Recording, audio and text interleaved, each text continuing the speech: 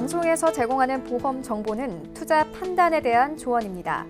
보험, 펀드 등의 가입은 투자자 자신의 판단과 책임에 따라 그 결과가 투자자 본인에게 귀속됨을 양지하시기 바랍니다.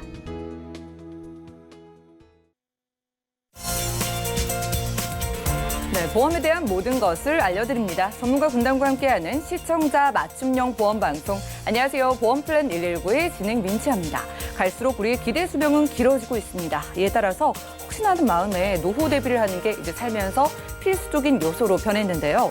특히나 우리가 살아가면서 가장 많은 위협을 받는 대표적인 질병인 암은요.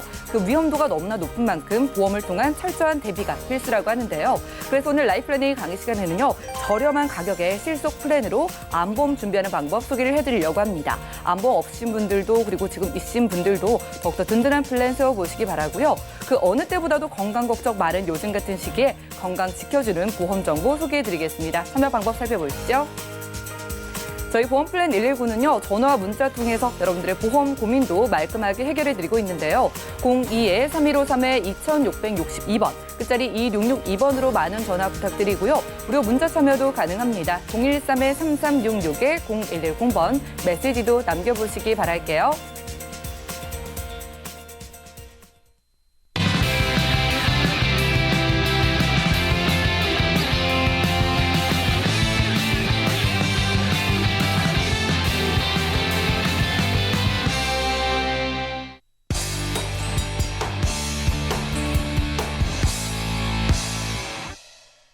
네, 시청자 여러분들의 보험 도우미 보험플랜 119 시작합니다. 첫 순서는요, 꼭 필요한 보험 보장 항목을 알기 쉽게 짚어드리는 바로 라이프플래닝 강의 시간인데요. 자, 누구나 어떤 병이든 생기지 않는 게 가장 좋겠지만 솔직히 우리의 건강 장담하긴 힘들잖아요. 나와 내 가족이 암에 걸릴 수 있다고 가정을 하고 미리 철저하게 대비하는 게 가장 최선의 방법 아닐까 싶은데요. 그래서 오늘은 저렴하게 큰 보장 가져갈 수 있는 암보험 준비 방법 소개해드립니다. 김정덕 전문가님 만나보시죠.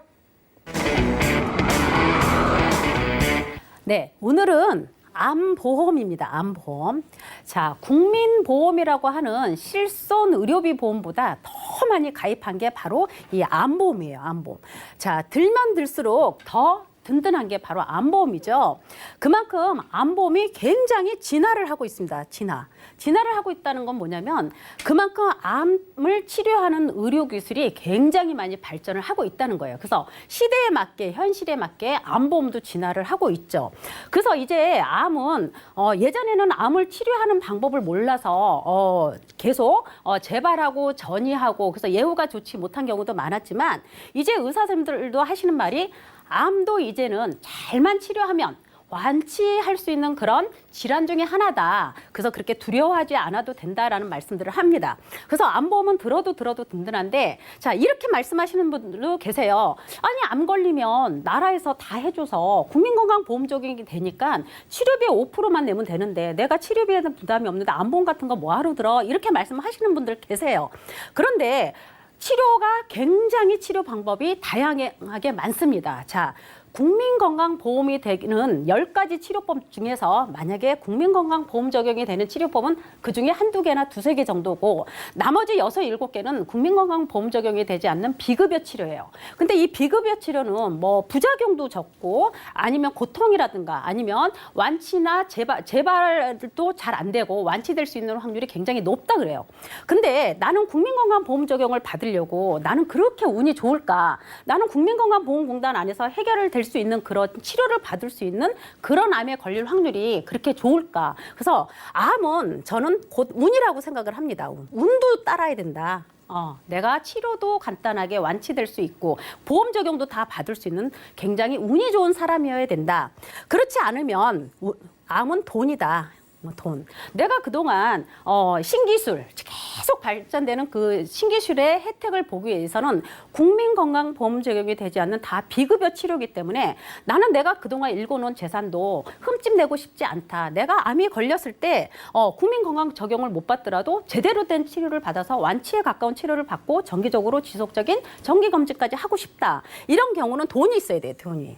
왜냐하면 그만큼 암 치료에 대한 어떤 신약 개발을 한다든가 임상시험을 한다든가 어마어마한 비용이 많이 들어가고 있는데 이거를 다 국민건강보험 적용을 시킬 수 없다라는 얘기죠. 그래서 내가 운이 아주 좋거나 아니면 내가 돈이 아주 많거나 이런 분들은 암보험 준비 안 하셔도 되겠죠. 그렇지만 내가 그닥 운이 좋지 않거나 아니면 내 재산에 흠집을 내고 싶지 않다 하시는 분들은 암보험만큼은 필수로, 선택이 아닌 필수로 꼭 준비를 하셔야 된다라는 말씀을 드려봐요. 그래서 우리가 이제 암보험을 준비할 때 그럼 과연 내가 진단비를 어느 정도 구성을 하는 게 좋을 건지, 그리고 암 진단비가 왜 필요한지, 얼마를 구성할지, 그리고 암보험에는 갱신이라는 암보험도 있고 비갱신, 보험료 변동이 없는 비갱신도 있는데 어떤 게 나한테 더 좋은 건지, 그리고 요즘 표적인자를 추적하는 그런 표적 항암 약물 허가 치료비라는 담보도 새로 이게 도대체 무슨 담보인지, 이런 부분에 대해서 오늘 강의를 조금 준비를 해봤습니다. 자, 암에 걸리면 10명 중에 8명이 실직을 한대요. 자, 직업을 잃는다. 직업을 잃는다는 거는 내가 여유가 있어서 치료에 전념하기 위해서 직장을 그만두는 분도 있고, 아니면 내가 암을 치료하면서 어떤 신체적 기능이 안 되기 때문에 직업을 잃는 사람도 있습니다. 그래서 이거는 국립암센터에서 조사한, 통계상의 조사한 결과 암 진단받은 10사람 중에 8명 이상은 직업을 다니지 않는다. 회사를 다니지 않는다. 그리고 그중에 한 명은 치료비의 부담으로 병원에서 치료를 포기한다. 자, 이게 뭐예요? 국민건강보험 적용만 다 되면 내가 치료를 포기할 일이 뭐가 있겠어요? 그죠? 예전에는 집안에 암 환자가 생기면 집안이 초상집이었죠. 그렇지만 지금은 아니란 얘기죠. 자, 치료를 포기한다는 건 뭐예요? 고가의 치료를 할 수가 없기 때문에 포기를 하는 거겠죠. 그죠? 그래서 우리가 이런 경제적인 부담이 큰 이런 치명적인 질병 중에 하나인 암에 대해서는 준비를 굉장히 제대로 해야 된다라는 말씀을 드려봅니다. 자, 암은 어느 정도 우리가 암 진단비를 뭐 어떤 사람은 3천만 원, 어떤 사람은 5천, 어떤 사람은 1억 이상 이렇게 준비를 하시는데, 이 암 치료는 그렇습니다. 지금 의료 기술이 발전해서 치료 비용도 굉장히 고가의 치료비지만, 솔직히 암 진단 받으면 방금 전에 말씀드렸듯이 치료에 전념하기 위해서는, 내가 제대로 된 치료를 받기 위해서는 암 진단비를 좀 크게 여유 있게 가져가면 좋다. 자, 기본적으로 암 보험을 준비하게 되면 암 치료비, 그죠? 이거는 뭐 실손 의료비들 준비하고 계시니까 암 치료비 정도는 어느 정도 커버는 되겠지만, 자, 생활비나 소득 보장. 자, 내가 치료에 전념하기 위해서 6개월이든 1년이든 일을 안 했을 때 내 지출에 고정적인 지출은 그래도 나간다. 그리고 병원비 외에 부대 비용이 굉장히 만만치 않더라. 그래서 암 진단비에는 치료비뿐만이 아니라 이렇게 생활비나 아니면 소득 보장, 그죠? 단절된 소득을 커버를 해야 되는, 방금 말씀드렸듯이. 그리고 어떻게 해요? 내가 암 치료를 받고 수술하고 했을 때 내가 이게 또 재발되거나 전이 되거나 계속 확인을 해봐야 되기 때문에 지속적인 정기 검진도 해야 된다. 암은 암은 세포잖아요. 그죠? 세포. 우리 몸 안의 세포들이 자기의 활동을 다 하면 죽어요. 그리고 새로운 세포가 또 생깁니다. 새로운 세포가 생기는데 죽은 세포만큼 어떻게 해요? 새로운 세포가 생기면 되는데, 세포들이 왕성하다 보니까 더 많이 생겨요. 더 많이 생기는데, 더 많이 생겨서 이 더 많이 생긴 세포들이 아무 기능을 안 하고 내가 어딘가에 이렇게 붙어 있으면, 그게 위에 붙어 있으면 위에 종양이 되는 거고, 뭐 대장에 있으면 대장 종양이 되는 거고, 이렇게 다 틀립니다. 그런데 이제 이런 세포들이 앉아가지고 아무 활동을 안 하면 우리가 얘기하는 물혹이나 종양 이렇게 얘기를 해요. 그런데 어떻게 해요?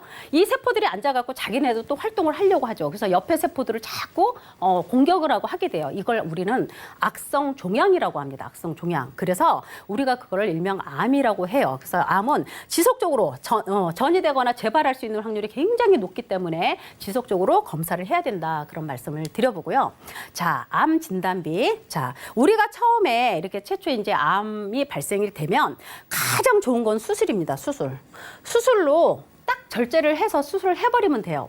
그런데 수술을 했다고 해서 이게 완치가 된 게 아니에요. 그래서 우리가 현미경으로 암세포를 보더라도 현미경에 관찰이 안 되더라도 몸 안에는 암세포가 있다고 합니다. 그래서 암 수술을 하더라도 그 이후에 항암 치료를 하는 거예요. 항암 치료. 항암 치료라는 거는 몸 안에 세포가 막 보여서 항암 치료하는 게 아니라, 다시 혹시라도 암세포가 왕성하게 활동을 할까봐 활동하지 못하게 항암 치료를 하게 됩니다. 그래서 암세포가 남아 있거나 아니면 암세포가 눈에 보이지 않아도 수술 후에는 어느 정도 시간 동안 항암 치료는 계속 한다. 그리고 계속 어떻게 해요? 두 번째, 재발할 수도 있고 전이된 암이 나올 수도 있어요. 그죠? 그래서 암세포가 없어질 때까지 우리는 계속 치료를 받아야 돼요. 요즘 이제 의사선생님들 하시는 말씀이 뭐냐면 이제는 예전에 고혈압, 당뇨 굉장히 무서웠잖아요. 그죠? 근데 이제 고혈압이라 당뇨, 뭐 무릎관절 이게 굉장히 만성 질환으로 이제 병에도 안 들어가죠. 바로 암도 그렇다고 합니다. 이제 그만큼 의료기술이 발전한 거죠. 그래서 암도 이제는 혈압약 먹듯이 당뇨약 먹듯이 우리도 약을 먹음으로 인해서 재발이나 전이 되는 걸 막으면서 만성 질환으로 가는 시대가 멀지 않았다라고 그렇게 말씀들 하세요. 그래서 이제 암은 우리가 두려운 치명적인 질병 중에 하나지만 이제는 여유만 있으면 치료하고 완치되고 정상적인 삶을 살 수 있다. 바로 그게 이제 요즘 암 치료 기술입니다. 자, 암 보험에는 갱신형도 있고 비갱신형이 있어요. 근데 사람들은 갱신형이 다 나쁘다고 하죠. 왜? 가입할 땐 싼데 저렴한데 갱신 돌아오는 시점엔 굉장히 많이 올라가요. 근데 보험회사가 가입할 때는 저렴하게 했지만 만약 10년 갱신, 20년 갱신 보험료를 산출했지만 그 보험료에서 예상 외로 너무 많은 손실이 났어요. 그러면 그 다음 갱신 돌아올 때 거기를 손해율을 같이 입혀서 가는 거죠. 이게 갱신형이에요. 근데 그렇다고 해서 갱신형이 과연 나쁠까? 그렇진 않습니다. 자, 갱신형이 됐든 비갱신형이 됐든 다 장단점이 있어요. 자, 갱신형의 장점은 저렴하죠. 그죠? 갱신형. 내가 10년 갱신이든 20년 갱신이든 30년 갱신이든 내가 가입한 그 갱신 주기 동안은 보험료 변동이 없습니다. 그래서 내가 나이가 한 40이에요. 그러면 뭐 20년이나 30년 정도의 갱신을 하셔도 괜찮아요. 왜냐하면 실질적으로 건강이 걱정되는 나이고 실질적으로 암이 발병할 수 있는 그 나이대에 돌입을 하시기 때문에 갱신형도 나쁘지 않다. 자, 단점. 방금 전에 말씀드렸죠. 일정한 주기로 보험료가 인상이 된다. 근데 어떻게 해요? 인상 예상치는 믿을 수 없다. 우리가 이제 갱신형 보험을 가입해도 가입 설계서 안에 예상치는 나와 있어요. 근데 그 예상치를 어떻게 믿을 수 없다. 그거는 예상치기 때문에 갱신형의 장단점은 이래요. 그런데 비갱신은 어떻게 해요? 보험 만들 때까지 장점은 보험료 변동이 없어요. 내가 납입할 때 좀 비싼 보험료를 내지만 어느 정도 납입 기간이 끝나면 보장만 쭉 보는 게 바로 비갱신 암보험이에요. 그죠? 단점 어떻게 해요? 보험료가 저렴하지 않다. 그런데 어떻게 해요? 우리는 비갱신형이 좋은 걸 알지만, 그죠? 비갱신형이 좋은 건 알지만 어떻게 해요? 내가 고정적인 지출이 굉장히 많은데 실손의료비도 나가고 다른 보험료도 나가야 되는데 암에 대해서만 내가 너무 많은 지출을 하게 되면 어떻게 해요? 그죠? 암이라는 건 내가 걸릴 수도 있고 안 걸릴 수도 있는 건데 안 걸릴 수 있는 거에 너무 많은 비중을 차지하면 안 된다. 그래서 나이대별로 이 갱신이 맞을 수도 있고 또 젊은 나이면 비갱신형이 맞을 수 있습니다. 그러나 어느 정도 건강이 걱정되는 나이대는 갱신이나 비갱신을 좀 섞어서 보장 금액을 좀 크게 가져가는 게 가성비가 가장 좋다라는 생각을 해봅니다. 자, 요즘 이런 게 나왔어요. 표적 항암 약물 허가 치료비가 나왔습니다, 이게. 자, 나는 이렇게 암 치료 기술이 이렇게 발전해서 나는 이 치료를 받고 싶다고 해서 받아지는 치료는 아닙니다. 그죠? 이건 아닌데, 자, 표적 항암제를, 이게 뭐냐면 표적 항암제를, 자, 식품의약품 안전처에서, 이거는 이제 보험회사 거기에 이제 나와 있는 내용이에요. 식품의약품 안전처에서 허가된 효능 효과 범위 내에서 사용된 경우 또는 암질환 심의위원회를 거쳐서 건강보험 심사평가원이 승인한 요법이어야 한다. 그렇죠. 다시 말하면 이 항암제는 내 몸에 유전자가 있어요. 표적 인자. 내가 암세포가 이렇게 있다 해도 그 암세포에 표적 인자가 없으면 이 치료를 할 수가 없습니다. 그래서 보통 이 표적 항암은 간암이나 폐암, 말기, 3, 4기 이후에 이제 더 이상 치료할 수 있는 법이 없을 때 이제 이걸 많이 권해요. 병원에서 권하고 요거는 이제 유전자 검사를 통해서 이제 하는 거죠. 그죠? 그래서 유전자 검사를 해서 부위별로 해서 거기에 표적 인자가 있으면 걔만 공격을 하는 겁니다. 그래서 이거는 뭐 그러니까 이제 뭐 주기적으로 약을 처방해서 약을 먹어서 치료하는 법도 있고 아니면 주사 치료를 합니다. 그런데 보통 이런 거는 거의 입원해서 이루어지지가 않아요. 통원에서 이루어집니다. 왜냐하면 한 달 3주치 약, 뭐 한 달 약, 아니면 뭐 한 달에 한 번씩 뭐 주사 치료 이렇게 하기 때문에 이 주사도 1시간 주사 맞으면 끝나요. 그렇기 때문에 입원을 거의 안 합니다. 그래서 보통 우리가 실손의료비는 내가 실손보험이 있으니까 다 해결이 돼 이렇게 말씀하시는 분들 계시지만 실손의료비의 장점은 입원하면 8에서 100%까지 다 병원비 지원해주죠. 비급여가 있어도. 그렇죠? 근데 어떻게 해요? 이렇게 좋은 신기술 의료는 입원이 안 돼요. 약 처방 받는 건데. 그러면 통원 치료비 해야 돼요. 많이 갖고 있는 사람이 통원 의료비 하루 한도가 30만 원입니다. 근데 약 처방 받는 게 보통 200~300만 원 해요. 커버가 안 되죠. 근데 그 약 처방이 보통 6개월에서 1년 이상은 치료를 해야 된다라고 말씀을 하세요. 그래서 이 표적 함제는 내가 표적 인자가 있어야 되고, 그다음에 이제 이 약이나 주사를 맞게 되면 이 표적 인자를 쫓아다니면서 주변의 정상 세포에는 전혀 손상을 주지 않고 그 표적 인자만 공격을 하기 때문에 부작용이 아예 없을 수는 없지만 부작용을 최소화할 수 있고 고통이 굉장히 적다. 약으로 복용을 하는 거기 때문에. 그리고 완치되는 그 예후가 굉장히 좋다. 그래서 이제는 말기 암 환자도 3, 4기 된 환자들도 이제는 어느 정도 정상 범위에서 정상 생활을 할 수 있는 그런 시대에 돌입을 했다라는 말씀을 드려봅니다. 자, 이제 이 표적 항암제를 씀으로 해서 이제 이 치료가 어떻게 되냐면, 그전에는 어떻게 했어요? 이 치료제가 나오기 전에는 암 진단 받고 이제 입원 날짜 잡아서 입원하고 수술하고, 그러고 이제 항암 치료 계속 받고 정상적인 일상 생활에 복귀하기가 빠른 시일 안에는 어려웠었죠. 근데 지금은 어떻게 해요? 이런 게 있으면 진단받고 통원에서 처방받고 그리고 우리는 일상생활에 복귀할 수 있는 시대가 됐다. 자, 이런 부분이 어떻게 해요? 다 국민건강보험 적용이 되지 않기 때문에, 그리고 실손의료비에서 통원비에서 해결이 되지 않기 때문에 내가 아주 돈이 많지 않는 한, 아니면 내가 아주 운이 좋지 않는 한 보험으로밖에 해결을 할 수밖에 없습니다. 그래서 이렇게 나라에서 다 해준다 해도 모든 고객님들이 암보험을 계속 들고 하는 이유가 바로 여기에 있는 거겠죠. 그죠? 그래서 보통은 이런 표적 항암제랑 또 면역 항암제, 이 우리 몸 안에 몸세포가 있는데, 암세포가 있는데, 우리가 면역이 떨어지면 암세포들이 영리해서 요태다 하고 막 운동으로 활성화되잖아요. 그죠? 그래서 면역 항암제 이런 거를 같이 병용을 해서 쓰는 경우도 굉장히 많습니다. 그래서 이제는 이렇게 암 진단 받은 환자분들께서도 이제 희망이 되고 있다. 뭐가? 이런 표적 항암제, 면역 항암제가 굉장히 획기적인 치료제가 되고 있다라는 말씀을 드려봐요. 자, 우리가 보험회사의 암보험에는 담보들이 여러 가지가 있어요. 근데 굉장히 보험회사마다 부분적으로 세분적으로 담보들을 다 쪼개놓기 때문에 보실 때마다 많이 헷갈려 하세요. 그런데 보험은 보험에 암 관련돼서는 딱 몇 가지 안 됩니다. 그래서 일반암, 유사암, 암은 수술하면 수술비, 뭐 입원하면 뭐 암 입원 일당, 뭐 이 정도 알고 계시면 돼요. 그래서 보통 유사암에는 발병률이 굉장히 높고 완치율이 높고 그리고 병원비가 많이 들지 않는, 이게 바로 유사암입니다. 가장 큰 거는 발병률이 높다는 거겠죠. 그래서 유사암에는 우리가 흔한 갑상선암 진단받으면 3, 4일 입원하고 떼어내고 그리고 평생 약을 먹는, 그래서 완치율은 100% 완치라고는 볼 수 없지만 평생 호르몬제를 복용함으로 인해서 정상적인 사람과 똑같은 생활을 할 수 있는 게 바로 갑상선암이죠. 그리고 경계성 종양. 이게 암은 암인데 아직 경계에 있어서 이게 악성인지 아니면 양성인지 애매모호한 경우. 이런 경우를 바로 경계성 종양이라고 합니다. 제자리암이에요. 이제 막 뽀글뽀글 암세포가 막 몸부림에 이제 생기는 그 정도 단계 제자리암. 그리고 피부에 나는 기타 피부암. 요 네 가지를 제외한 암은 모든 거를 일반암으로 준비를 하시면 됩니다. 그래서 유사암 4가지 외의 암은 모든 일반암으로 준비를 한다. 내가 일반암 3천만 원, 유사암 뭐 1,000만 원 이렇게 하면 이 유사암 1,000만 원은 각각 1,000만 원이고 일반암 3천만, 위암, 간암, 폐암 이런 진단 받으면 최초 1회안으로 받을 수 있다.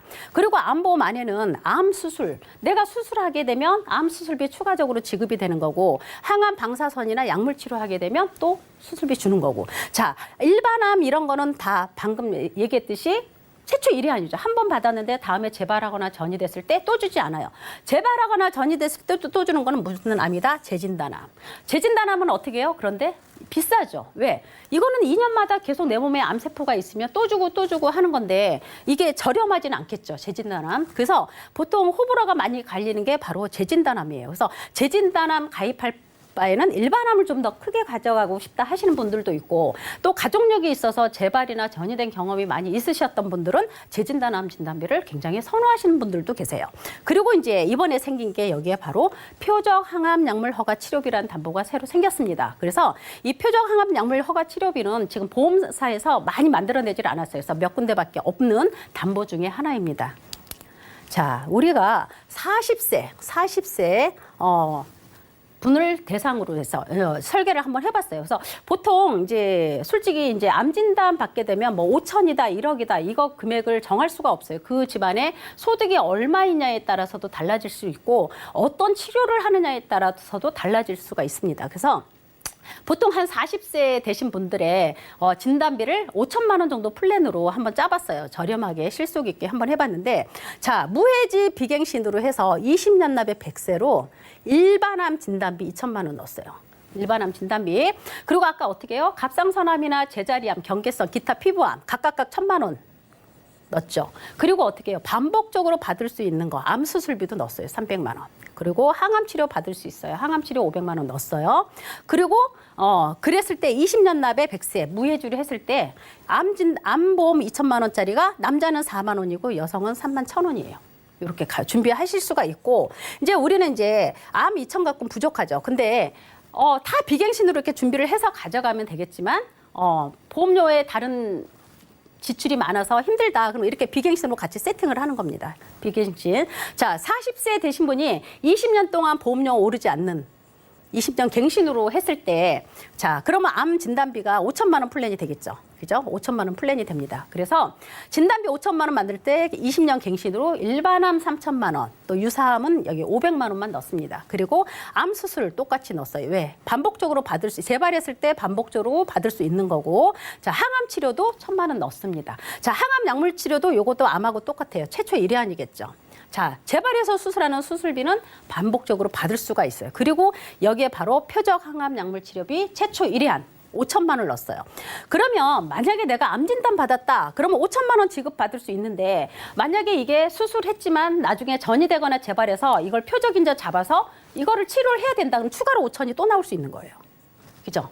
그래서 어떻게 보면 이거는 암 1억 플랜이라고도 할 수 있는 겁니다. 그래서 이 표적 항암 약물 치료는 내가 하고 싶어서 하는 게 아니라 내 몸에 표적 인자 암세포 중에 있어야 하는 거기 때문에 어떻게 보면 1억 플랜, 어떻게 보면 5천만 원 플랜이에요. 그랬을 때 20년 갱신에 남자분은 2만 원대, 여성분도 2만 원대예요. 그래서 보통 암보험 5천만 원에서 1억 플랜을 가져가게 되면 5, 6만 원이면 암보험을 준비할 수가 있다. 어느 정도 든든하게. 그래서 신의료기술의 혜택을 충분히 볼 수 있는 게 바로 이 정도 플랜 정도의 가성비 좋게 가져가는 것도 나쁘지 않다. 내가 보험료 지출에 조금 여유가 있다. 그러면 더 진단비를 크게 가져갈 수 있거나 아니면 비갱신으로 해서 두세 개 엮어서 세팅해서 가져가셔도 된다. 그런 말씀을 해봅니다.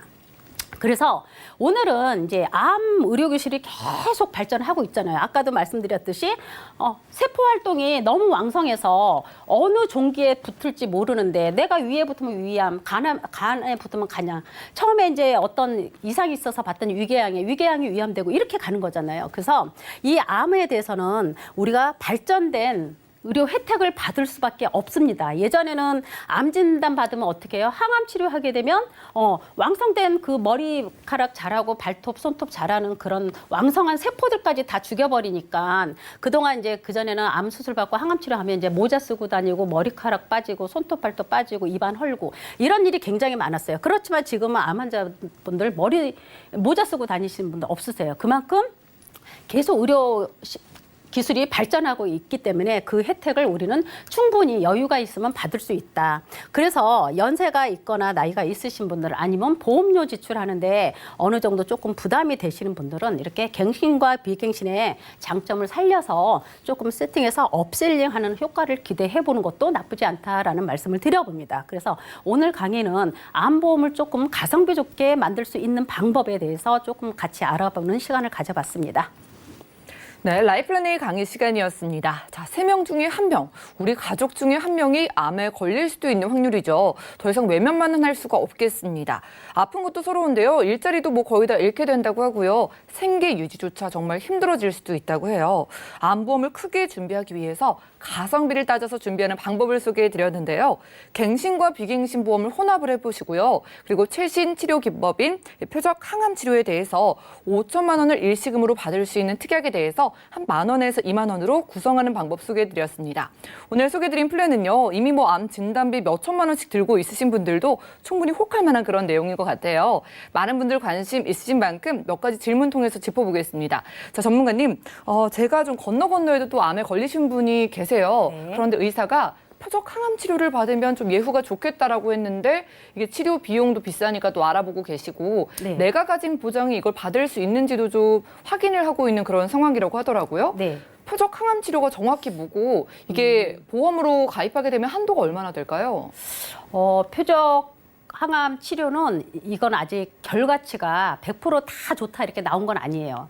나온 건 아닌데 이제 병원에서 이제 그렇게 말씀하시죠. 왜냐면 어느 정도 치료를 끝냈지만 그게 예후가 좋지 않은 경우 이제 유전자 검사를 통해서 하는 거예요. 그래서 이런 부분은 이제 이게 결과가 확실하게 이렇게 하면 100% 완치가 돼. 아직은 이 단계는 아닌 것 같습니다. 병원에서도 해보는 결과치가 기존 치료법보다 훨씬 더 월등하고 좋으니 임상시험에서도 이미 통과가 돼서 결과치가 좋으니까 한번 해보자라는 그런 치료법 중에 하나예요. 그렇지만 내가 부위별로 계속 표적 인자를 유전자 검사를 했는데 내가 인자가 없으면 할 수가 없는 겁니다. 이거는. 그래서 근데 이제 대부분 그 발전된 기술이 계속 더 올라가기 때문에 어느 정도의 효과를 충분히 기대를 할 수 있어요. 근데 병원에서 치료받다가 표적 인자가 있어서 이 치료 한번 해보자라고 했을 때 과연 이거는 우리 실손보험에서 해결이 되겠느냐? 왜냐하면 이거는 아까 말씀드렸듯이 한 3주간의 뭐 약 복용, 집에서 약을 복용하는 겁니다. 그 약이 들어가서 내 표적 인자를 찾아서 계속 치료를 하는 거기 때문에 번식을 못 하도록 하는 거기 때문에 그럼 현실적으로 실손보험에서 입원이 아닌 통원이기 때문에 3주간의 약값이 보통 200~300만 원 된다고 하는데 그 해결이 안 된다는 얘기죠. 근데 그게 보통 1년 정도. 그리고 이제 이런 신약 같은 경우는 이제 내성이 많이 생긴대요. 우리가 혈압약을 먹으면 내성이 안 생기는데 이 신약은 내성이 생겨요. 왜냐하면 암세포가 너무 영악하고 영리해서 어느 정도 먹다 보면 다 안 돼요. 그래서 자기가 정상세포인 것처럼 움츠리고 있고 이 면역이 떨어지면 또 활동하고 해서 약을 좀 계속 바꿔서 아니면 다른 치료법하고 이렇게 병용해서 써야 된다고 합니다. 그래서 보험회사가 그래서 이 표적 항암 치료 담보를 만들긴 했지만 지금 전 보험사가 이 담보를 갖고 있는 건 아니에요. 그래서 몇 군데 회사가 이제 만들어내긴 했지만 아직은 이제 이 담보 자체가 갱신형입니다. 갱신형. 왜냐하면 아직 보험회사가 이게 임상실험으로 만들어진 치료법에서 굉장히 혁신적인 치료법이긴 하지만 보험회사가 아직 그 손해율을 예측을 할 수가 없어요. 그래서 지금 현재 갱신형으로 나와 있습니다. 그래서 혹시라도 이게 갱신형이기 때문에 저렴하기 때문에 내가 가족력이나 어떻게 있는 분들은 무조건 이런 담보 정도는 하나 정도 갖고 있으면 굉장히 든든할 거라는 생각을 해봅니다. 네, 그렇겠네요. 그러니까 이 약물이 적용되는 그런 인자가 발견이 되면은 특히나 암에서 뭐 3기, 4기까지 가서 최선의 선택을 해야 되잖아요. 이런 최선의 선택이 표적 항암 치료인데 비용 때문에 포기를 하면 너무 서러운 만큼 여러분들이 뭐 20대가 안 되는 분들은요 10,000원 이하로도 준비를 할 수 있는 그런 특약이라고 하니까 갱신이라고 해도 함께 좀 준비해 보시면 좋겠고요. 몇 군데 회사밖에 없다고 하니까 오늘 소개해드린 최대 5천만 원 주는 그런 회사로 한번 상담 받아보시면 좋겠습니다. 자, 그리고요 갱신과 비갱신을 좀 함께 준비하라라고 말씀해 주셨는데 암보험은 갱신으로 좀 준비하시는 이유가 처음 가입할 때 비싸서 고민을 하시잖아요. 네. 그럼 갱신하게 되면 혹시 보험료가 너무 부담이 되진 않을까? 이 부분 어떻게 보세요? 부담 되겠죠. 보험회사가 그냥 갱신형 막 만들어내지는 않기 때문에 부담은 되겠죠. 근데 이제 보통 이렇게 저희가 고객님들 그 증권을 보다 보면 우체국에 가입하신 분들도 굉장히 많고 또 손해보험회사에 가입하신 분들 많고 또 생명보험에 뭐 15년 갱신짜리로 가입하신 분이 많으세요. 근데 이분들은 이게 갱신 들어왔을 때 얼마나 많이 이게 보험료가 인상될지 그것까지 생각 안 하시고 저렴해서 이유는 다른 거 없더라고요. 그러면 뭐 가족력이 있어서 암보험을 많이 준비하려고 하느냐 이런 것도 아니에요. 너무 가입하기가 쉽고 너무 저렴해서 우체국에서 뭐 하나 보내러 갔다가 너무 저렴해서 10,000원대에 가입을 할 수 있기 때문에 근데 이렇게 해서 모아지는 보험료 지출이 한 달에 장난이 아니더라고요. 근데 기준을 가지셔야 돼요. 어떻게 든 게 잘 들었다 이렇게 할 수는 없습니다. 내가 보험을 준비할 때 내가 암 진단받으면 어느 정도만 나오면 좋겠어라는 나의 기준이 있으면 그게 갱신형이 됐든 비갱신형이 됐든 나한테는 제일 적합한 보험이 될 수가 있는 거고 또 보험회사가 갱신형을 많이 만들어내는 데는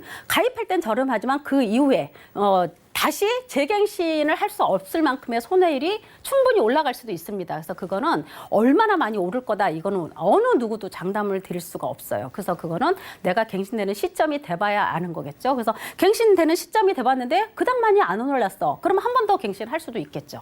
그래서 갱신형이 굳이 나쁘다고는 할 수 없습니다. 그래서 내 상황에 맞게 준비하시면 가장 좋을 듯해요.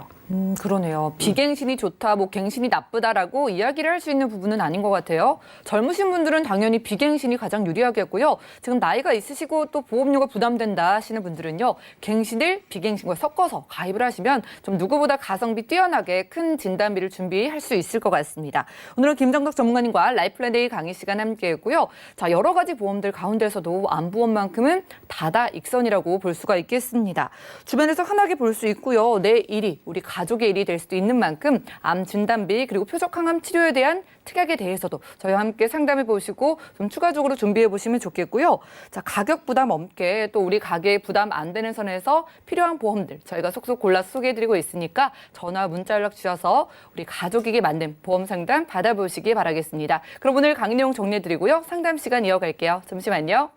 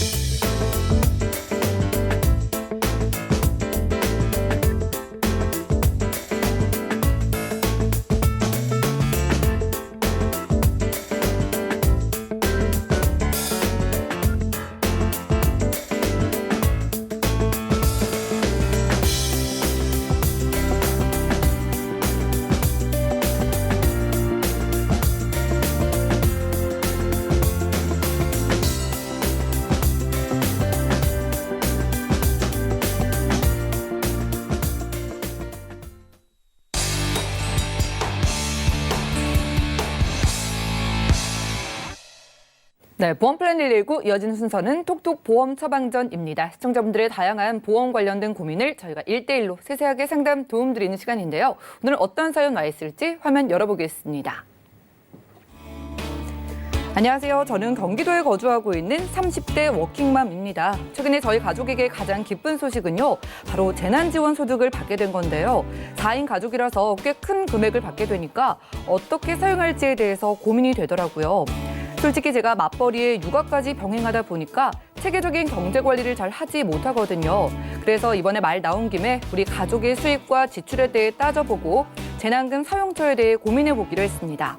가장 먼저 보험에 눈길이 가더라고요. 저희 부부는요, 각 부모님들이 들어주신 보험이 따로 있고요. 우리 아이들은 2018년도에 가입한 보험이 있어요. 그동안 너무 바쁘게만 살다 보니까 보험에 가입해두고 보장에 대해 제대로 알고 있는 게 없더라고요. 주식이나 부동산 등 여러 재테크로 수익을 내는 것도 중요하지만 보험을 통해 리스크를 관리하는 것도 현명한 지출인 것 같아서요. 저도 한번 해보려고 합니다. 보험플랜 119에서 저희 가족의 안정적인 경제 계획을 위해 보험 점검 좀 해주세요. 자, 이렇게 30대 중반 워킹맘께서 고민을 보내주셨습니다. 정말 일하랴 육아하랴 몸이 10개라도 부족할 텐데 이분의 고민을 저희가 안 들어줄 수가 없을 것 같습니다. 민종 전문가님께 한번 도움을 요청해 볼게요. 어서 오시죠. 네, 안녕하세요. 네, 반갑습니다. 참 같은 여자로서 저는 좀 안타까운 마음이 들었어요. 네. 너무나도 열심히 살아가고 계신 분이니까 이번에 뭐 돈도 들어온 김에 우리 가족의 좀 플랜을 잘 세워보면 좋을 것 같은데 어떨까요? 이분께서는 좀 결혼 전부터 재테크에 대해서 관심이 되게 많으셨다고 해요. 그래서 뭐 강연도 많이 다니고, 예. 그다음에 책도 많이 읽고, 굉장히 좀 준비를 많이 했고, 그다음에 이제 결혼을 하면서 뭐 가계부 어플이라든지 이런 걸 통해서 본인이 좀 어떤 그 가족의 경제를 좀 잘 관리해야지라고 생각을 하셨다고 해요. 그런데 앞서 사연에 나온 대로 육아와 일을 병행하다 보니까 사실은 그냥 상황에 맞춰서 그냥 소비하는 패턴이 그냥 몇 년간 쭉 갔다고 하는데요. 이분의 표현대로라면은 좀 초심을 잃었다 이렇게 표현을 하시더라고요. 그래서 네.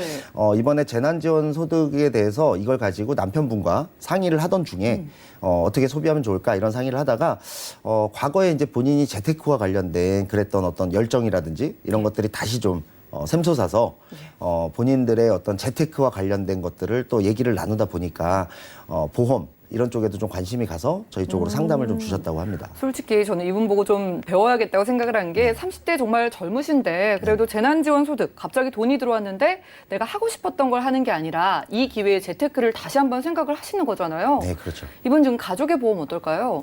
우선은 사실 우리가 재테크라고 하면은 좀 버는 것, 돈을 불리는 것에 좀 초점이 맞춰져 있어요. 네. 왜 그러냐면 사실 내가 아주 소소한 어떤 재테크 행위라든지 부업을 통해서 돈이 들어오면 좀 기분이 좋고 또 그쵸? 기쁘고 재밌고 그렇잖아요. 그런데 내가 쓰는 것을 줄인다, 내 씀씀이를 줄여야 된다라고 하면 사실은 굉장히 좀 고통스럽기까지 한 그런 맞아요. 일이 생길 수 있고 사실 한 번 늘어난 씀씀이는 잘 줄지가 않거든요. 그다음에 이 씀씀이를 줄이기 위해서 뭐 우리가 소위 흔히 하는 말로 예전 우리 어머님 세대에서 많이 썼던 말로 내가 먹고 싶은 거 안 먹고 그다음에 뭐 입고 싶은 거 안 입고 참아가면서. 네, 허리띠를 예. 졸라매서 정말 피땀 흘려서 돈을 모았다 이런 말씀을 하시잖아요. 근데 그것들이 사실은 지금 세대의 어떤 젊은 분들에게는 좀 맞지도 않을 뿐더러 굉장히 고통스러우니까 이 재테크에 관련해서 사실은 재테크의 기본은 우선 내가 쓸데없이 나가는 지출을 막는 데서부터 시작을 하는 거거든요. 예. 그런데 사실 이 부분은 눈을 감아버리는 경우가 좀 많이 있어요. 그래서 이 부분에 대해서는 별로 그렇게 중요하다고 생각하지 않고 어떻게든 내가 돈을 많이 벌고 내가 돈을 좀 불릴 수 있는 방법이 없을까 이런 걸 많이 고민하시다 보면 사실은 뭐 투자라든지 여러 가지 방법을 찾게 되는데 그 투자의 경우 예를 들어 내가 많은 돈을 벌어들이기 위해서는 또 그만큼 많은 리스크가 따를 수도 있고요. 원금 손실이라는 그런 또 가능성도 분명히 존재하기 때문에 사실은 내가 돈을 벌려고 시작했던 일이 오히려 돈을 잃는 경우도 예. 종종 볼 수가 있죠. 그래서 다시 한번 말씀드리지만 이 재테크의 기본이라는 거는 내가 나가는 지출 중에 쓸데없는 부분을 좀 줄이는 것이 될 수가 있고 그 중에는 매월 나가는 고정 비용이라는 게 존재하거든요. 그 고정 비용을 줄이는데 그 중에 하나가 좀 보험이 될 수 있겠죠. 그쵸. 그런데 이 보험이라는 것도 내 미래의 어떤 리스크를 관리하는 그런 자산이기 때문에 이 보험을 그냥 막연히 내가 월에 내는 돈만 줄여야지라고 시작을 한다면 그렇게 정말 피땀 흘려서 모은 돈이 나중에 예기치 않은 어떤 사고나 질병으로 단 한 번에 날아갈 수도 있는 그러면 그런 경우가 생길 수 안 있거든요. 되겠죠. 가지고 그렇죠. 있는 보장 내용을 확실히 확인해야 될 것 같은데 맞습니다. 주요 보장 내용 어떨까요? 네. 우선은 이 두 분은 예전에 이제 어머니께서 가입해 주신 뭐 친정 어머니, 시어머니 이렇게 가입해 주신 보험들을 갖고 있었는데 그 보험들에 대해서 줄이고 싶었고 자녀 보험은 별로 손대고 싶어 하지 않으셨어요. 왜냐하면 자녀들은 좀 비싼 감이 있지만 예. 그래도 좀 큰 보장을 좀 해줬으면 좋겠다. 우리 아이들은 좋은 보험을 가졌으면 좋겠다라고 생각을 하셨던 것 같아요. 예. 근데 제가 이제 이 네 가족의 보험을 보다 보니까 오히려 이 두 분의 보험은 별로 그렇게 손댈 만한 곳이 많지 않았어요. 약간 쓸데없는 것을 줄이고 그다음에 그 전에 예전 보험이기 때문에 지금 현재 없는 것들만 조금 추가를 하면 되는 수준이었고 오히려 자녀 보험에 대해서는 보장을 줄이지 않으면서 충분한 보장을 가지고 갈 수 있으면서 가격을 줄일 수 있는 방법이 있어서 자녀 보험을 오늘 한번 보여드리려고 하는데요. 지금 화면에 보시는 거는 이제 따님이에요. 큰 자녀분이고요. 이 따님하고 아드님이 같은 2018년도에 가입을 했는데 보시다시피 뇌혈관 질환 진단비, 허혈성 심장질환 진단비를 보시면 1,000만 원씩밖에 안 돼 있어요. 어린이 보험은 지금 현재도 최대 5천만 원까지 가입이 가능한데 100% 될 수 있는 뇌질환과 심장질환의 100%를 보장받을 수 있는 이 특약들이 1,000만 원씩밖에 없고 70%, 65% 정도밖에 되지 않는 뇌졸중 진단비가 2천만 원, 그리고 9%밖에 되지 않는 급성심근경색 진단비가 2천만 원 이런 식으로 돼 있고요. 또 그 밑에 보면 질병우유장애도 80세 만기로 되어 있거든요. 그러네요. 지금 아이들의 기대 수명은요 이미 120세를 넘어 150세를 향해 가고 있어요. 그런데 우리가 조금만 생각해 보면 지금의 80세와 예전 20, 30년 전의 80세 분들은 완전히 다른 분들이세요. 그렇기 때문에 질병우유장애 특약이야말로 가성비도 좋고 내가 나중에 냈던 돈을 충분히 많이 돌려받을 수 있는 특약인데도 불구하고 5천만 원 많이 가입했지만 80세 만기, 너무 만기가 짧다 이런 부분을 볼 수가 있고 그 옆에 보시면 입원 특약이 질병 입원 특약 3만 원, 상해 입원 특약 3만 원 이렇게 입원비가 좀 많이 설정돼 있는데 지금 제가 보여드리는 이 보험은 무해지 보험이 아니었어요. 이 2018년도 하반기에는 무해지 보험이 이미 나와 있었음에도 불구하고 이거는 무해지가 아닌 일반 보험으로 가입했기 때문에 가격이 좀 비싼 걸 볼 수가 있죠. 저렴하게 가입할 수 있으셨는데 그걸 좀 놓치셨네요. 그렇습니다. 아드님 것도 보여드리면요. 아드님 잠시만요. 아드님 것도 보여드리면 더 비싸죠. 남자이기 때문에 더 예. 비싼 거를 좀 볼 수가 있어요. 특약은 거의 완전히 비슷하고요. 예. 질병우유 장애가 없고 대신에 재진단함만 있는 것이 차이점입니다. 어쨌든 입원비는 지금 둘 다 3만 원씩 돼 있거든요. 근데 이 3만 원을 받기 위해서 내는 평균 금액이 약 월 보험료 기준으로 3만 원이에요. 요즘 입원도 별로 안 하잖아요. 맞습니다. 입원은 갈수록 줄어드는 추세죠. 예. 이걸 제가 한번 계산을 해봤어요. 3만 원씩 20년을 납입하게 되면 한 아이당 720만 원. 두 아이 합쳐서 1,440만 원의 보험료를 내게 돼요. 입원비만 가지고요. 예. 그러면 내가 이 입원비를 낸 1,440만 원을 내가 다시 돌려받기 위해서 그럼 이 아이들이 얼마만큼의 입원을 해야 하는가 사는 동안 계산을 해봤더니 예. 이 두 아이가 합쳐서 480일을 입원해야 합니다. 아니 우리 아이가 그런 네. 일이 뭐 생길 확률이 거의 없을 맞습니다. 뿐더러 그 같은 돈을 가지고 진단비를 크게 준비하는 게 훨씬 유리하겠는데요. 그렇죠. 예를 들면 뭐 질병우유장애 같은 그런 네. 가성비가 좋은 특약을 가입하면 내가 냈던 돈의 몇 배를 받을 수가 있겠죠. 그런데 입원비는 480일을 내가 평생 동안 입원할까? 한번 생각을 해보시면 물론 한 아이당 240일입니다만 네. 입원할 수도 있죠. 그 확률이 아예 없다는 얘기는 아니에요. 하지만 확률상으로도 부족하고 또 입원을 하게 되면요, 내가 그러니까 입원을 해서 일을 할 수 있는 직업은 많지가 않습니다. 그만큼 소득도 줄어들게 되겠죠. 예. 내가 그동안 입원비로 보험료 낸 게 아까워서 억지로라도 내가 입원을 해서 240일을 맞추겠다. 이렇게 한다 하더라도 그렇게 되면 입원해 있는 동안 내가 일을 못하니까 또 소득이 줄어들 수도 있는 여러 가지 상황이 생길 수 있거든요. 입원비는 좀 가성비가 많이 떨어진다. 그리고 요즘 그리고 앞으로 의료가 더 발전하는 이런 시대에는 조금 맞지 않는 특약이다라고 이런 부분을 좀 설명을 드렸고요. 제가 요거를 똑같이 지금 자녀들이 똑같이 가입을 했다. 똑같은 예. 보장일 때 무해지로 가입하면 가격 차이가 얼마나 나는지 한번 봤어요. 예. 네. 따님 같은 경우는 98,000원, 아드님 같은 경우는 112,000원이에요. 똑같은 특약이고요. 이미 1년 반 이상이 지났지만 훨씬 더 많이 줄어든 것을 볼 수가 있습니다. 한 4만 원 정도가 매달 그렇습니다. 한 사람당 그렇습니다. 좀 줄어들겠네요. 네. 그럼에도 불구하고 예. 이분들이 생각하셨던 거는 그래도 내가 2년 가까이 돈을 냈는데 지금 해지하면 해지한급금 원금도 못 받고 예. 손해 아니냐. 몇백만 원씩이나 손해가 난다. 이렇게 얘기하셨거든요. 물론 내가 냈던 돈에 대한 해지한급금을 받아보면 손해라고 느끼실 거예요. 그런데 이렇게 단순하게만 볼 수가 없어요. 자, 제가 계산을 또 한번 해드렸습니다. 예. 기존 납입보험료는 600만 원을 넘게 내신 게 맞습니다. 그리고 지금 해지하면 200만 원 정도밖에 돌려받지를 못하세요. 예. 그런데 이 보험을 그 400만 원 정도가 아까워서 계속 앞으로 남은 19년, 18년 정도의 그 기간을 내게 되면 총 납입하는 게 두 아이 합쳐서 6,285만 원 정도를 내게 됩니다. 예. 그런데 이거를 지금 400만 원은 손해본다 하더라도 무해지 보험으로 변경할 때 내시는 금액은 4,870만 원. 그러니까 약 1,400만 원 정도의 차익이 생겨요. 그러니까 예. 내가 400만 원을 손해보지 않기 위해서 1,400만 원 정도를 더 내야 되는 상황이 오는 거죠. 이렇게 계산을 해보니까 당연히 지금 바꾸는 게 나을 것 같은데요. 맞습니다. 이분들도요, 이렇게 계산해 본 적도 없고 이걸 누가 알려주는 분들도 없었다고 해요. 예. 그래서 이렇게 하게 되면은 내가 해지한급금 받는 총 200만 원까지 합쳐서 1,600만 원의 지출을 줄일 수가 있는 거죠. 그러면 우리 가족이 20년 동안 1,600만 원의 지출은 줄이는데 보장은 똑같은 거예요.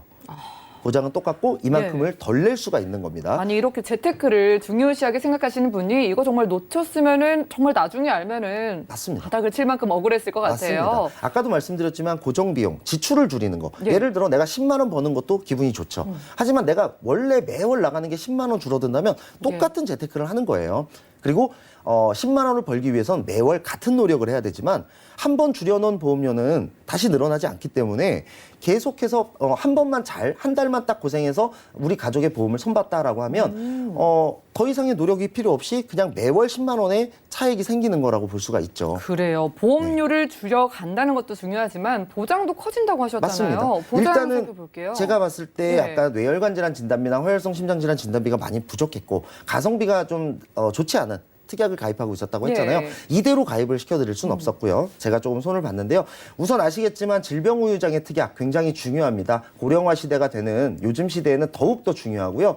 이 특약을 보면 내가 냈던 돈에 대해서 훨씬 더 많은 금액을 찾을 수가 있어요. 우리가 암 걱정하고 뇌질환 걱정하고 심장질환 걱정하죠. 예. 그러한 걱정들도 전부 다 질병우유장애 특약으로 다 보상받을 수가 있습니다. 왜냐하면 암이나 뇌질환 같이 큰 질병에 걸리면 후유장애가 안 남을 수가 없거든요. 암진단금, 뇌혈관 질환 진단금도 물론 받겠죠. 근데 그거는 한 번만 받으면 끝나는 거예요. 하지만 질병우유장애는 이 후유장애가 계속해서 커질 때마다 지급되기 때문에 질병우유장애를 가입하는 것이 꼭 중요하고, 아까 보면 큰 따님은 질병우유장애가 있었지만 80세로 가입이 되어 있었고 아드님 같은 경우에는 질병우유장애가 없었어요. 그래서 이 질병우유장애를 90세 그리고 요거는 생각하시기에 따라서 내가 조금 더 내더라도 우리 아이들은 100세로 해주고 싶다. 아이들은 많이 비싸지 않아요. 100세로 네. 해도 충분히 가능합니다. 그래서 최소한 90세, 100세까지 이렇게 가입을 해두는 것이 중요하고, 암이나 꼭 큰 질병이 아니어도 돼요. 우리가 보통 후유장애라고 하면 좀 많이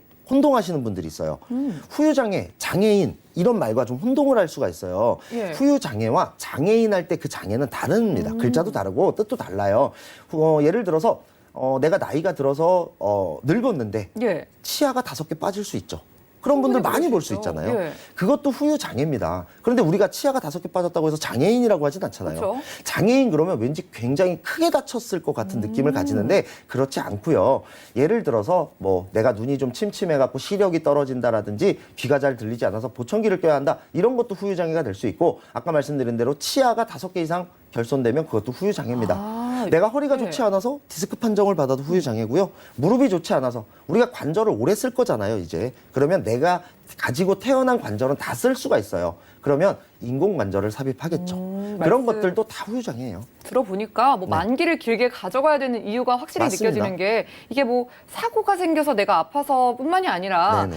뭐 내가 나이가 들어서 여기저기 그냥 아프면 지금 표에 나오는 모든 항목에 대해서 다 받을 수가 있다는 내 거잖아요. 온 몸에 대해서 보장을 예. 받는 거기 때문에요. 뭐 3천만 원 가입하면 작다고 느끼실 수도 있는데 그냥 3천만 원 가입하는 게 아니에요. 눈 3천만 원, 코 3천만 원, 귀 3천만 원, 이런 식으로 내 온 몸에 대해서 3천만 원씩이기 때문에 절대로 작은 금액이 아니다라는 걸 말씀드릴 수가 있고, 그 다음에 아까 말씀드렸던 이 뇌혈관 질환 진단비, 우리 아이들은 뇌혈관 질환 진단비 100%짜리를 충분히 많이 가입할 수 있는데 굳이 뇌출혈, 뇌졸중 같이 작은 범위를 가입할 필요가 없겠죠. 기존 보험은 이렇게 돼 있었기 때문에, 마찬가지로 심장도 마찬가지입니다. 예. 이 심장도 더 큰 범위로 가입할 수 있게끔 그렇게 보장을 좀 바꿔서 금액은 아까 말씀드린 대로 높아지지가 않아요. 지금 보시면 제가 해드리는 거는 암진단비는 아까와 똑같고요. 유사암은 오히려 늘어났습니다. 고해감도 늘어났고요. 그다음에 암 입원비가 그냥 입원비로만 되어 있었던 거를 요즘 걸로 바꿔서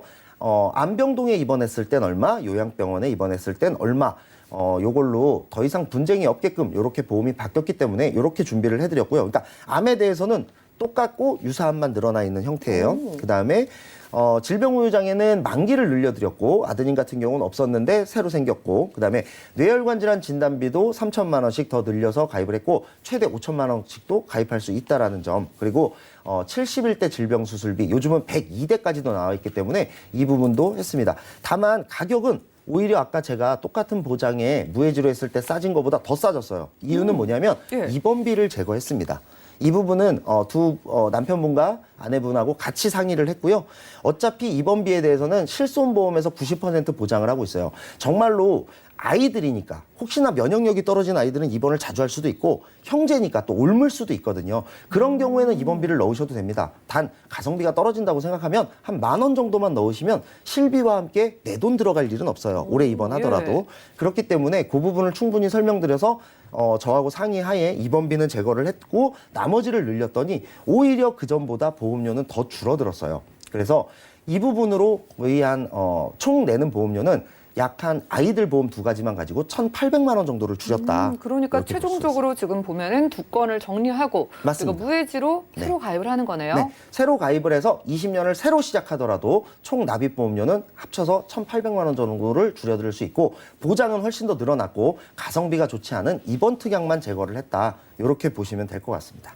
네, 아이들의 보장을 크고 넉넉하게 원하셨기 때문에 저희가 질병 후유장애 보장 정말 만기 길게 해서 넓게 보장 넣어드리고 지금보다 3대 진단비를 크게 가져가도 지금 일반 어린이 보험에서 무해지 어린이 보험으로 변경을 해드렸기 때문에 보험료에도 큰 차이가 없었습니다. 자, 시청자분들도요, 그동안 냈던 보험료 때문에 좀 잘못된 보험을 좀 불리하게 그대로 가져가지만 마시고 이렇게 저희가 증권 한번 확인해 보시고 유리하게 리모델링 받아보시면 좋겠고요. 오늘 민지용 전문가님과 톡톡 보험 처방전 시간 함께 했습니다. 제가 제공해드린 정보는 투자 판단에 대한 조언일 뿐 해당 보험의 가치와 수익률을 보장하지 않는다는 점 기억 부탁드리겠고요. 저희 보험 플랜 119 준비한 소식은 여기까지입니다. 더욱더 도움되는 보험 정보 들고 여러분들 찾아뵙도록 할게요. 함께해 주신 여러분 고맙습니다.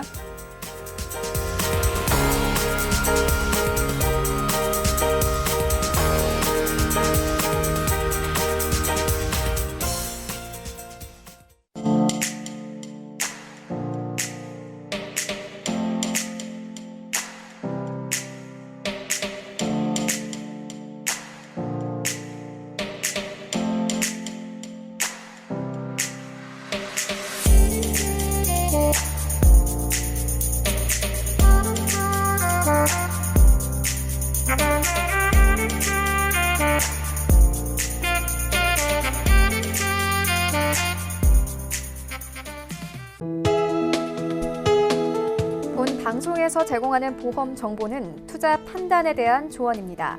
보험, 펀드 등의 가입은 투자자 자신의 판단과 책임에 따라 그 결과가 투자자 본인에게 귀속됨을 양지하시기 바랍니다.